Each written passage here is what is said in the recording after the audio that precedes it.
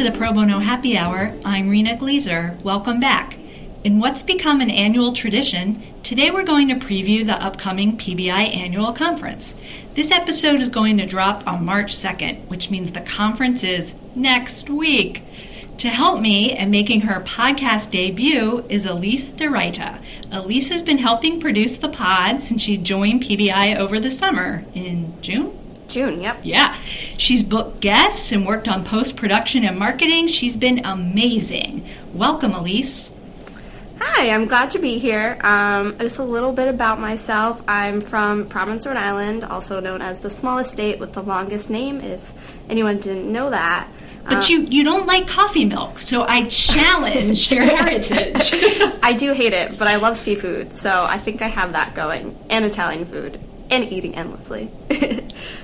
So since I did come here in June, I've never been to a conference, and this is my first one. So could you tell me something about the overview or what I have to look forward to? Yeah, of course. So I think one of the unique aspects of our conference for the more than 20 years that it's been going are that, in a way, it's several conferences in one. The theory is it's amazing for the pro bono community to have time together for representatives from law firms and in-house legal departments and public interest and pro bono programs, legal services groups to come together and talk about pro bono and access to justice. But it's also important that people have time to talk to their peers and people from their same demographic. So there's time in the schedule of the program for attendees from law firms to have time together to talk about things that are going on at law firms and unique challenges and opportunities that they face, time for representatives and leaders from in-house legal departments to spend together. And this year we're very excited that through collaboration with leaders in the public interest community, we've brought back time for public interest representatives to spend together and talk about issues of unique concern to them. So that's one sort of overarching highlight of the way that the conference is organized. And it's interesting.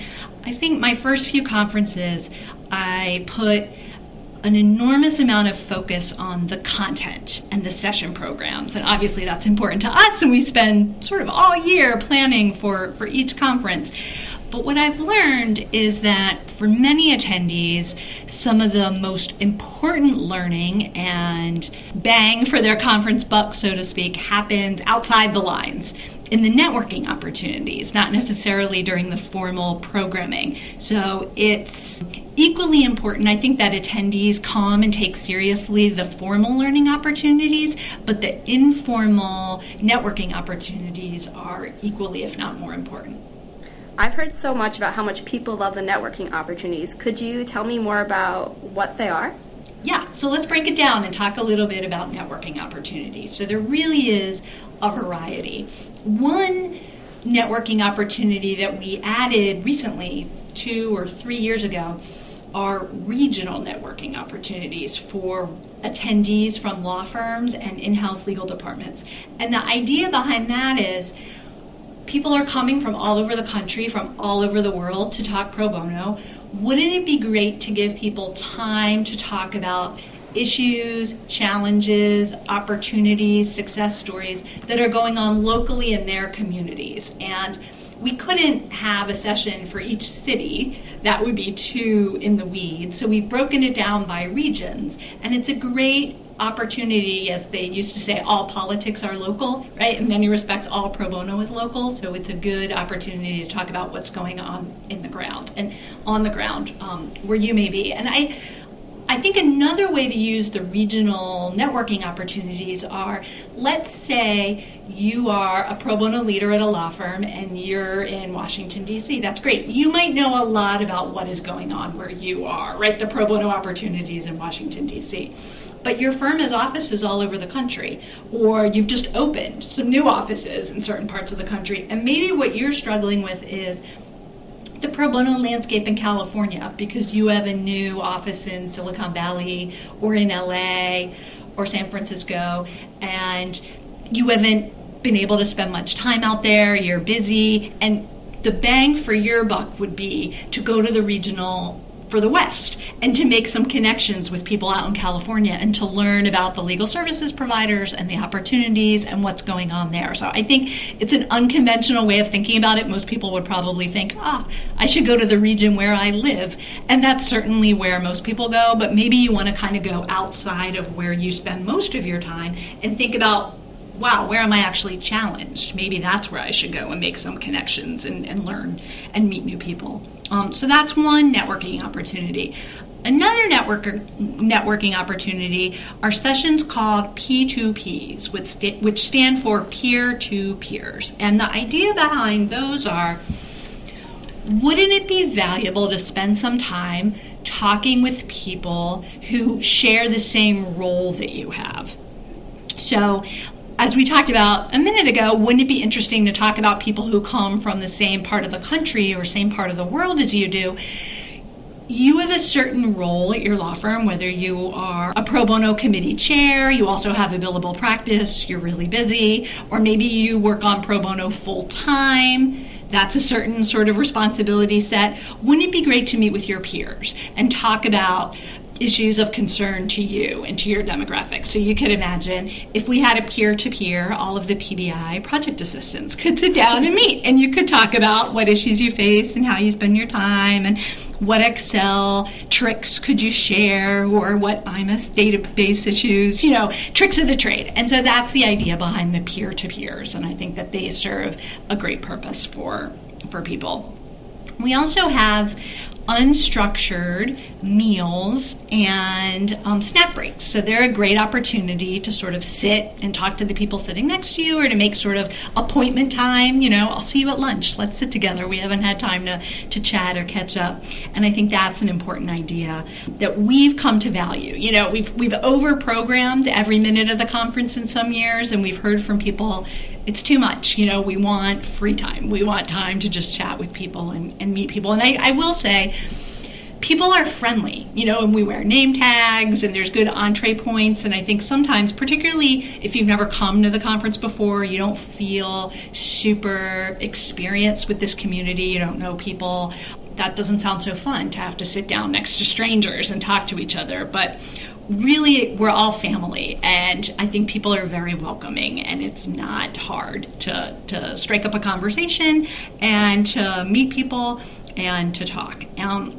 Another amazing networking opportunity is the conference reception, which is a swanky, nice cocktail party, more or less. This year, we're back at the National Museum of Women in the Arts, which is a terrific venue here in Washington, D.C. And the galleries tend to stay open for us, and often there's a docent who can take people around, or you can take self-guided tour of the exhibits after there's some awards and speeches, and it's a nice, exciting time. That's actually a museum I've never been to, which I don't think I've ever told anyone. Well, it's underutilized here because you have to pay.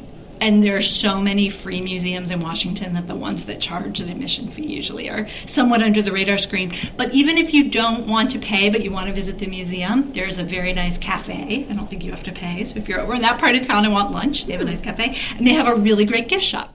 So one other awesome networking opportunity is our Pro Bono Expo and Happy Hour. And Elise, you have been working on that really since probably before we even explained what the conference was to you. So why don't you explain a little bit about what you've been doing, what the Expo and Happy Hour is, and what people have to look forward to? I really liked working on it, interacting with people from all around the country and actually the world, and from very different organizations. So it is Expo and Happy Hour, so attendees can come and meet people like leaders and representatives from a number of public interest and legal aid organizations, grab a drink, learn about the issues and opportunities that they have to look forward to. This is definitely great for networking. I mean, you get to network with all of these public interest people that, also because they're international and national, you might never have met before. To see a complete list of our Expo hosts, you can actually check out our blog, the PBI, which is EYE, as you see it. So in addition to our networking opportunities, are there any sessions that you can highlight that we have to look forward to? So we're not going to go over every session just because we don't have enough time, but It's like choosing your favorite children. They're all amazing. So I'm excited about all of them. You can find them online. Our website has easy links to the agendas, and you can learn more there, but we're just going to tick on a few of them. And it was interesting, Elise, thinking about sessions to highlight how many podcast guests are leading sessions. So there's a lot of tie-in there. One that I was just thinking about is we have a session about juvenile lifers, which we have heard a lot about on the podcast, most recently from Whitney Untied, and she's actually going to be speaking on that panel. So I think that's a great one, and I'm looking forward to that. For law firms, one of the questions that I have been asked the most this year is about credit. And how do we incentivize our lawyers at all level of seniority to do pro bono? And we have an exciting session called What's in It for Me that's going to talk about different policies, credit schemes, how we treat pro bono hours, and how we currently, given the current economic and business climate, incentivize pro bono at law firms. I think another cool session, and one of the things that I didn't mention in the overview, is that we like to employ different ways of teaching and learning. People learn differently, and so we like to have different formats in sessions. It's not all talking heads. They're very interactive, and we have a lot of attendee participation. There are a lot of discussion groups. And sometimes we employ unconventional or dramatic formats to engage people and highlight the content that we're trying to teach. And I think that's the case with a session called What Would You Do?, which is modeled after the TV show, right? What Would You Do? I think it's on ABC. And they make up somewhat confrontational scenarios, right? Like at restaurants or in public, you'll be seeing something crazy, and the whole thing is, what would you do, right? What would you do if you saw a parent being abusive to their child in public? Do you intervene? Do you pretend it's not happening? What would you do? So we're going to have some scenarios that law firm pro bono leaders encounter and talk about what would you do? And one of the leaders of that session is friend of the pod, Ellen Joseph, who's been on several times recently, and I think it's going to be a fun, creative, and interactive session. Many of our sessions are peer-driven. That is, pro bono leaders in law firms and in-house legal departments and public interest groups lead the sessions, peer-driven. But sometimes we want to bring in outside experts to share knowledge, technical information, or it's a dicey or sensitive issue that we really need someone with unique background. It's not something that we can do peer-to-peer. And so we have a couple of those sessions that I think are exciting. One big priority for PBI over the last few years has been collaborative pro bono, right? That we can do more by working together than we can do alone. If law firms could collaborate on pro bono projects and initiatives, they can bring more time, skill, resources to bear than anyone could working alone. But collaborations are difficult, right? Just the infrastructure, the back and forth, the administration of it. So we have a wonderful expert, Michelle Hall. She's actually from the UK, who's coming to join us to talk about bigger than one law firm. And her expertise is collaborations and getting different stakeholders to work together efficiently on large projects. Another area where we needed expert guidance is a session that is an introduction on project management. I think pro bono leaders feel often like they are just racing from one fire to another, putting out emergencies or dealing with incoming all the time, and it's really demanding, and we need to figure out how we can manage our time and our work in the most effective and efficient way possible. So again, we have friend of the pod, Meg Spencer-Dixon, coming back to share her expertise and skills with us about project management. One last expert session that I wanted to talk about, which I think is going to be incredibly eye-opening and uncomfortable, and to me is a good example of, we have sessions for sort of newcomers and beginners, very nuts and bolts, and we also have advanced sessions, right? People who've been to the conference, who sort of been there, done that, and we want to challenge them by bringing sort of mature content and things that they haven't really thought about or seen anywhere else. And so one example of that session is about race, privilege, and pro bono. What role might race and privilege be playing in your pro bono program, in your relationships with clients and colleagues? And we have an awesome expert facilitator, Rachel Lazar, coming to help lead that sensitive and difficult discussion that I think people are really looking forward to. Two other sessions that I wanted to highlight, because I think that they are, in a way, ripped from the headlines. Only when we were planning the conference 6 months ago, 8 months ago, I don't think we could have known necessarily how au courant they would be. So these two are lessons from our past, which is going to revisit the Korematsu case and the American historical experience of interning Japanese Americans during World War II. And we have some amazing speakers, activists in the community, and people who are very well versed in that history. It's very personal for them, and I think it's going to be amazing to hear about the historical experience and relating it to what's going on now in the present. And I think the last session I wanted to highlight for this part of our discussion is a session called Ferguson Fines and Fees.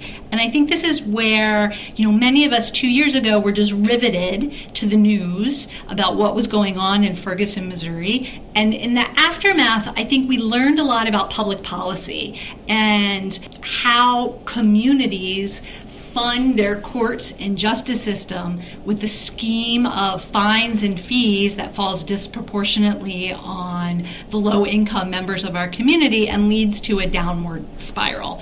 And I think we're going to hear a very interesting update about what public interest leaders, along with pro bono partners, have been doing, not only in Ferguson but around the country, to be fighting and advocating for saner and more fair policies regarding court fees, fine, bail, and all kinds of related initiatives.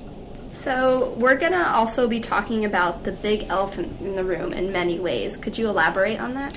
I will. So I think you would have heard this recently, actually, in our special Ellen Up in the Air episode, where we highlighted what legal services and pro bono lawyers were doing in response to the presidential the presidential executive order related to travel and the travel ban.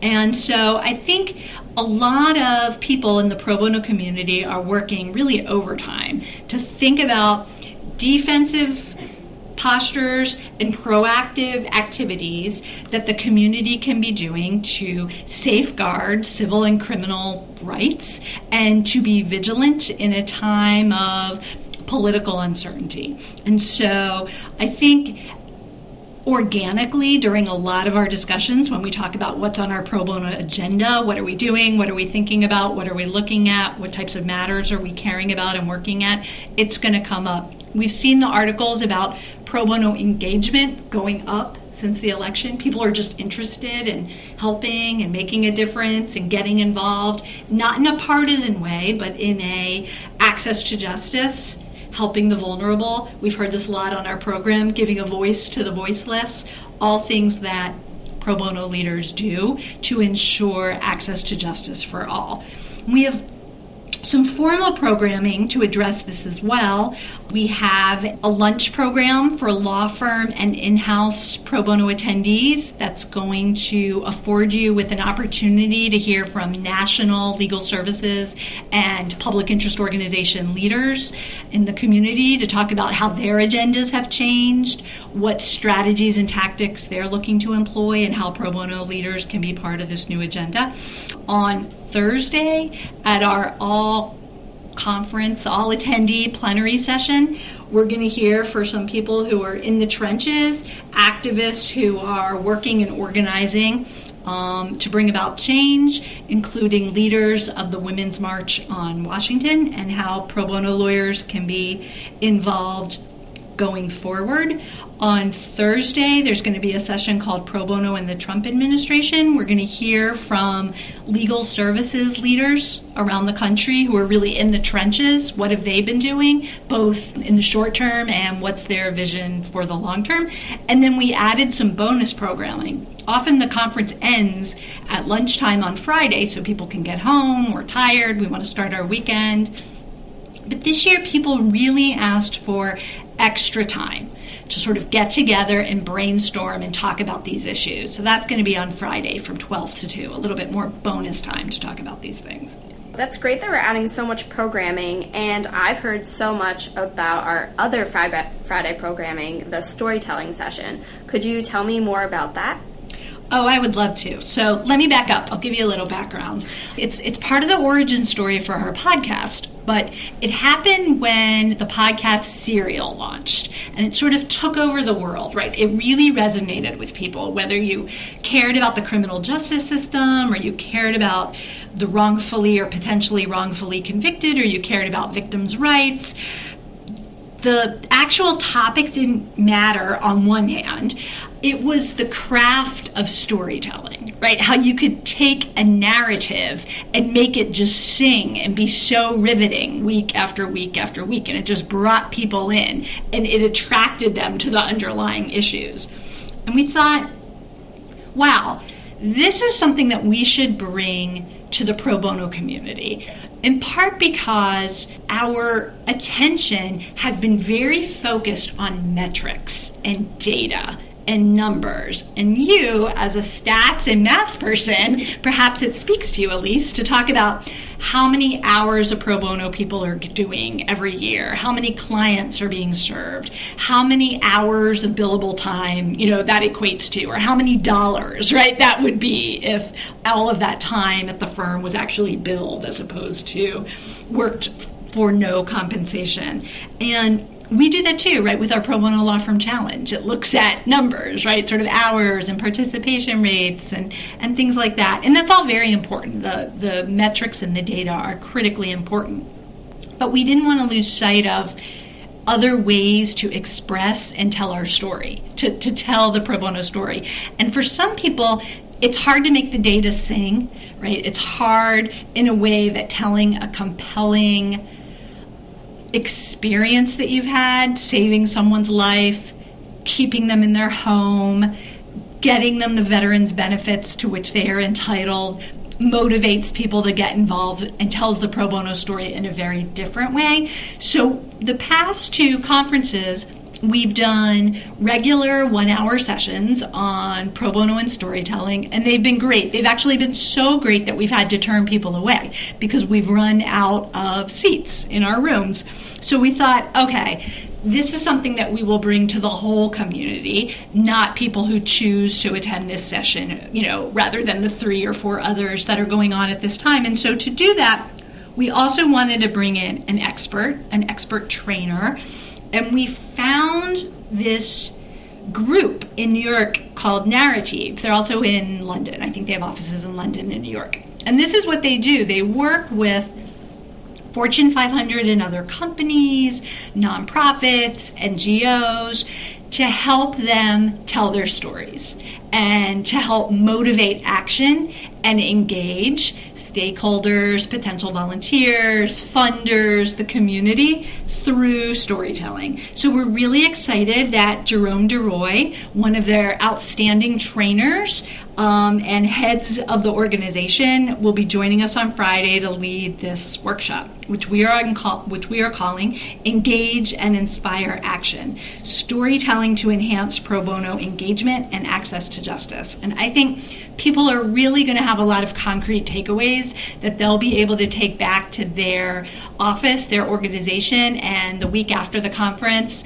really use it to punch up their marketing efforts, their pitches, their outreach, and I think they're really going to see dividends, and it's really going to improve their programs. That sounds great. I can't wait to experience my first conference with everyone. Well, we can't wait either, and it's actually really soon, so it's crazy to think about. Do you have anything else that you wanted to talk or ask about? I don't think so, but that was a great overview. Thanks so much to Elise for joining me today, and thanks as always to producer Dave for all his help. We'll be off next week, busy at the conference. New episodes will return the week after, in 2 weeks. In the meantime, catch up on any episodes that you may have missed. Archived episodes of the podcast can be found on iTunes and YouTube. Be sure to subscribe if you haven't already. And please, if you listen on iTunes, take a moment to leave a review. We'd appreciate the feedback, and it would help make it easier for other listeners to find the show. To learn more about us and the conference, visit our website, probonoinst.org. You'll find quick links to agendas and sponsorship opportunities. As always, we're grateful for your generous support, which makes our work possible. We'd love to hear from you. Send your comments, feedback, and suggestions to probono@probonoinst.org. We're overdue for another mailbag episode, so this is a great time to be in touch with us with your pro bono questions. Thanks for listening, and we'll see you again in 2 weeks for a new episode of the Pro Bono Happy Hour.